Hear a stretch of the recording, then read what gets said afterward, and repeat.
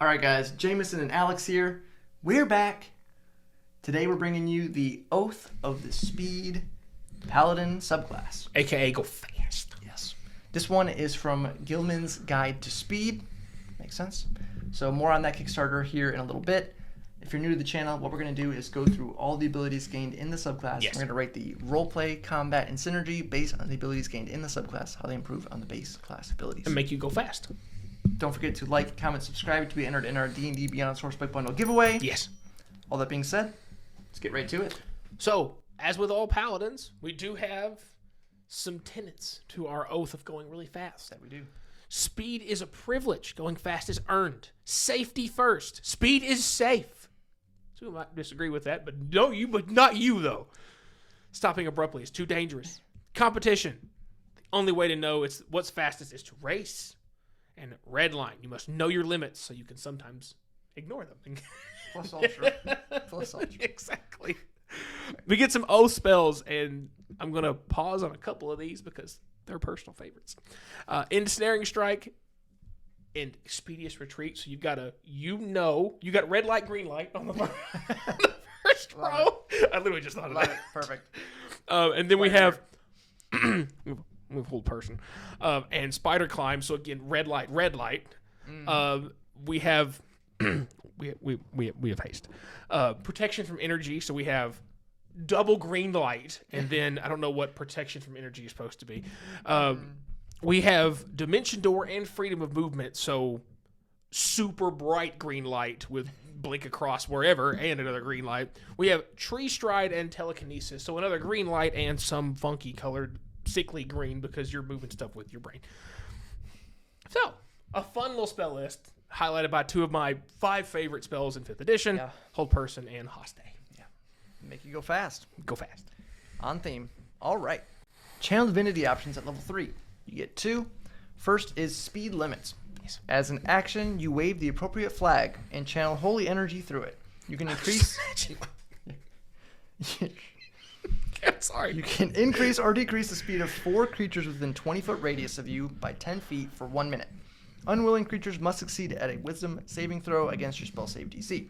At the end of each of its turns, an affected target can make a Wisdom save. If it succeeds, the effect ends for that target.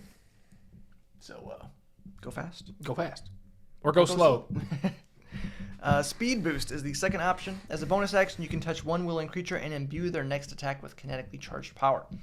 For 1 minute, whenever the creature moves at least half their speed in a straight line and then hits with a weapon attack on the same turn, they deal an additional 1d8 force damage. So, we're not smack somebody. Again, that's force damage. That's the best type of damage. It is the best type of damage. So, there we by go. far. Next up at level 7, we have our Aerodynamic Aura. That's just a fun combination of words. Level iteration. It's fantastic. Starting at 7th level, you and friendly creatures within 10 feet of you can't have your movement speed reduced by spells or magical effects. So, like that.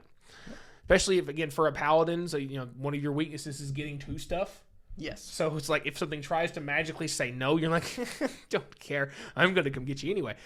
When you reach 18th level in this class, the range of the aura increases to 30 feet. So glad that it does. Level 15, we have Slowing Strikes. Speed flows to and from you with such ease that when you hit a creature with a melee weapon attack, their speed is reduced by 10 feet. This effect can stack.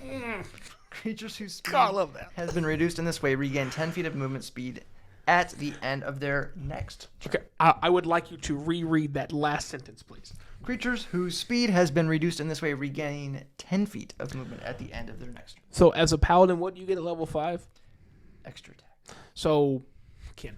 Reduced by 20. My college degree is not in mathematics, but if we hit them twice, we can reduce their movement speed by 20 feet. Correct. And they get back 10 at the start of the next turn. That's so less than that. They are less than what they started with. Therefore, they still only have 10 feet less. They're still impaired. So if they have a normal of 30... Assuming you hit with both. Right. The next time you hit with 2 more, their speed goes down to 0.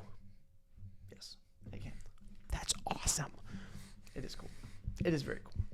My favorite thing in the entire subclass. Anyway, go ahead. Well, mine is the capstone. But before we get to that, I'm going to give you a little bit more information about this Kickstarter. That's right. The creators behind this Kickstarter, Only Crits, they have recently done some collaborations, one of which is with Bob Worldbuilder. Also, they are working with Blaine Simple on an upcoming project, I believe.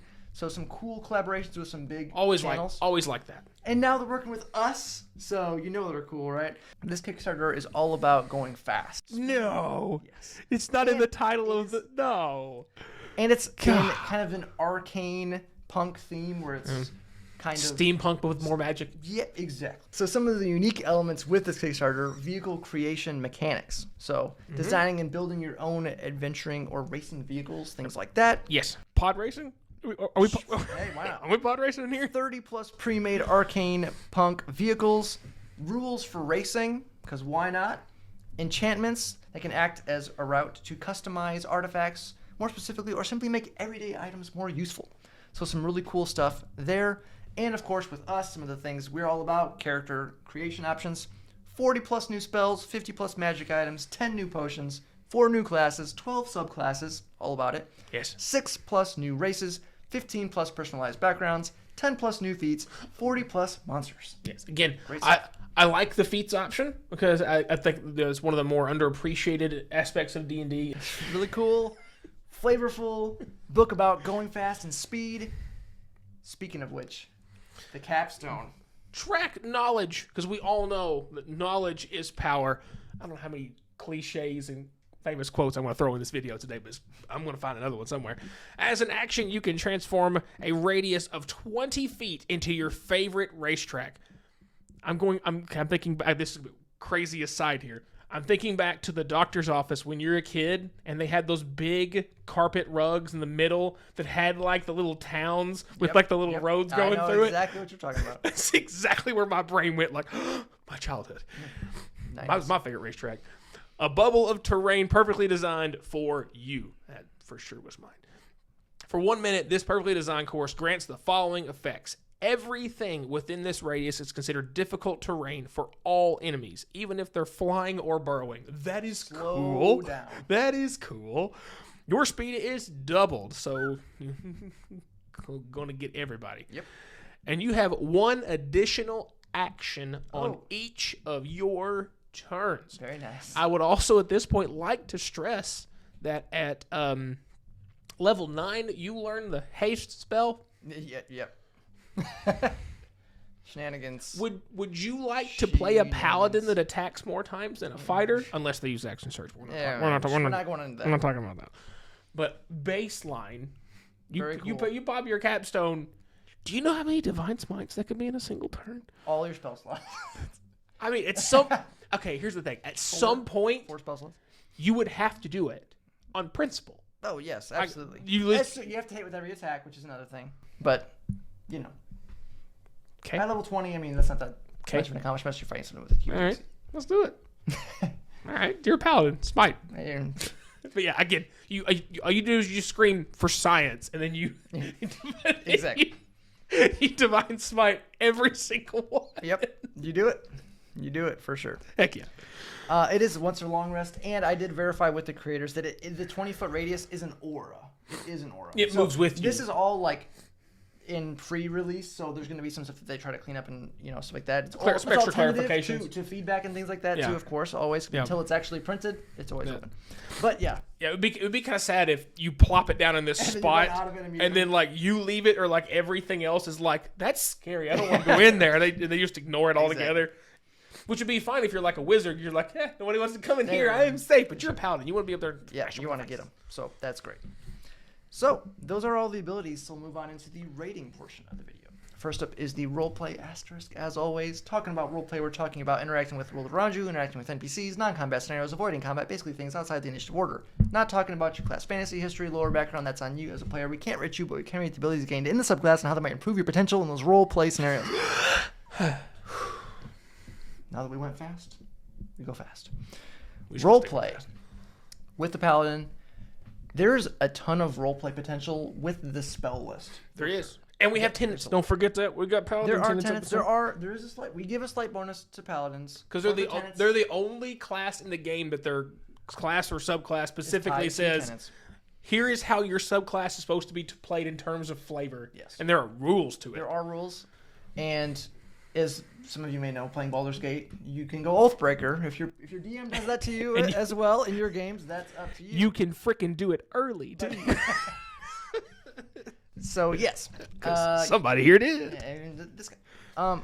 Yeah. So we do add a little bit of RP points for that, just because if you abide by it, good for you. Yeah. Sure. So lots of all the spells, as Alex mentioned, red light, green light, very good. Very good. I'm so proud of myself. Pretty much all of those. Those spells. Bravo. Great spell list. You are a paladin though, so you don't have tons of spell slots. So it means you do have to give up smites and things like that to use said spell slots. With the exception of like haste, because you're gonna. The rest of these feel like, if you really feel like it's worth it, it's going to be obvious that it's worth it. It won't feel bad to give the spell slot to do it. Because if you really need freedom of movement, or you really need Dimension Door to cross this massive gap in a hurry, it's worth it too. You really need Expeditious Retreat to get out of trouble. You can. Absolutely. Because otherwise, because these aren't just like AOE damage spells or other things like that. They're more utility based, and like I'm not. Again, with the exception of haste, the rest of them you're like, I don't really need to use this. And so they're also not reliant really on your charisma modifier, because they're not really saves. Yeah, with the exception of hold person, the rest of them aren't. Yeah. Yeah, so that is great as well for RP, because you don't really have to worry about putting a bunch into charisma for the saves to be efficient or whatever. Correct. The aura has some niche RP as well, just the nature of it, depending if you're like in a chase or something and you're trying not to get slowed down or whatever while you're chasing some trickster. That could come into play. Is that what they are? The tricky tricksters? Tricky tricksters. Those are the worst kind. They are. So some interesting options. Moving along with that. Some of the other stuff, there's some possibly niche things. The Channel Divinity speed limits thing, giving bonus to speed, can come into play a little bit. It's kind of niche, but it can come up. So we went with a 3 out of 5 on the roleplay. Yeah. And most of that's coming from the spell list and the tenets, to be real. Right. Because those are going to be consistently helpful. But again, too, you have to have specific circumstances where movement is, needed for roleplay. On the combat side of things, again, you are a paladin, and you like to smite things divinely. And this class lets you do that very effectively. Because, like I said, with the spell list, you have haste, and you're going to use it, because you should. Besides that, and again, hold person is just a great spell in general. It is the challenge of you being a half caster. You're maybe not going to have a great spell save on it, but it's still there. The rest of the stuff, like Jameson said, like it's a very potent spell list in terms of utility and movement. Mm-hmm. So there is a little bit of a cost to not being able to divine smite as much. But like I said, if you feel like smite if you're not able to hit something. That's right. If you can't get to it because you're restrained or whatever, somebody's trying to mess with you, you can't get to them because they're flying, whatever else. You got some options. Try to mess with them that way. Your Channel Divinity options, again, being able to increase or decrease speeds. Yep. Because if one of those things you can affect 4 creatures. So, if you don't have 4 allies to buff, you can try to slow somebody else. So there's a choice there. If you don't have enough enemies to debuff, you can speed somebody else. Some wombo combos with your party. If someone's got like darkness or black tentacles or something like that, and you just try to keep them Wall of Fire. Keep them in something. Wall of Fire. That was a great upgrade option there. And of course, and the speed boost if you want to, because again, it is a bonus action, which I would like to stress there, because as a paladin, you're not doing a whole lot with your bonus action regularly, except for some of your, a lot of your specific smite spells are bonus actions to cast. Yeah. But if you're not doing those specifically, if you have like haste on yourself, you're already concentrating, so you can't do those. Right. So that's something to keep in mind once you get access to haste. Additional damage is never a bad thing, because it does last for a minute. And the other thing I will stress here is there's no concentration on that. Yeah. So you give yourself or you give it to somebody else. Heck, if you do have a fighter in there hitting things 4 times regularly all the time, later on, that's a lot of extra force damage, and it's the best damage type in the game, so that's fun. The movement speed for yourself is great. The better part of this is you can't have your movement speed reduced by magical spells or effects. That's the better half of this, because it's just no one can grasping vine you, spike growth to create difficult terrain for you. None of that. You're just going to say, screw that. I'm essentially levitating all over your magical difficult terrain and just walking right through it. Or you can just be annoying and like they throw down something like that and you just stand in the middle of it. So your party members can all run through it without any problems because your aura is covering the whole area. This is actually the smart way to do it. Especially once you get to 18 and you got 30-foot radius. At 10-foot radius, you can maybe cover half of it if it's a smaller area. Like run this side. Run through the angle, guys. Take the long route, but you go through the angle. So that's great. Especially because it affects your whole party with the unreduced movement speed. Then we get to the last two abilities where things get stupid. It's a paladin. Yeah, the paladins. It's the challenge of doing a subclass for paladin in general because the base class is very strong. In my humblest of opinions, it's the best. One of the better base classes in the game, especially of all the martials.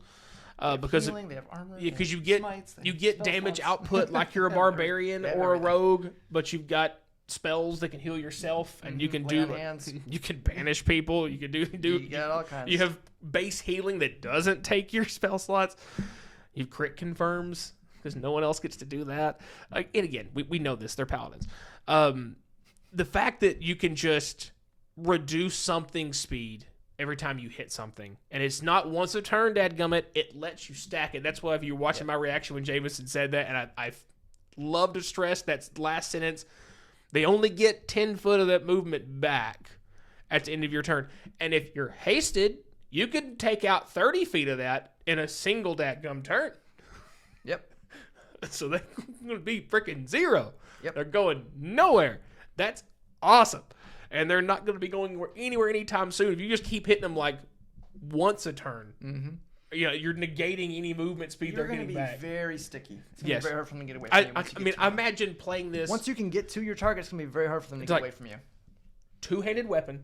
Even if you run glaive, polearm master, sentinel feed. Yep. You're a nightmare. You're a nightmare. Absolute menace. And then when you decide to be, it's not even unstoppable force meets a movable object.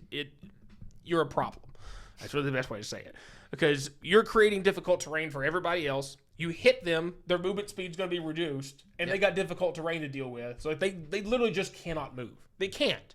Like, heaven forbid you knock something prone in some way. Literally. Yep. They can't even, they won't be able to stand up. It takes half their movement to get up. Like, can they effectively stand up? Maybe. Even if they do, not going anywhere. They can't go anywhere. Your speed is doubled, so you can get to everything. And then again, you have an additional action every turn. So you can give them negative 20 movement speed, and they're never going to move. There's a mechanical question for, can you make them go under 0 movement speed? No, you can't. But I might let it happen just for funsies' sake. If you could do it in a clever, fun, flavorful way. Anyway, besides the challenge of Paladin, where a lot of the stuff is backloaded, what this lets you do, being super sticky, helping you get to stuff and not be slowed down and effective with a very effective utility and haste on your spell list. We gave this a 4 out of a possible 5. Again, the things holding this back, I guess, a little bit is your spell list is almost entirely utility with exception of haste and hold person, so there can be some give and take with that based on how you feel. The channel divinities I don't think are bad, but they're not maybe credible. But again, force damage is fine. I mean, force damage is good. The effect itself is fine.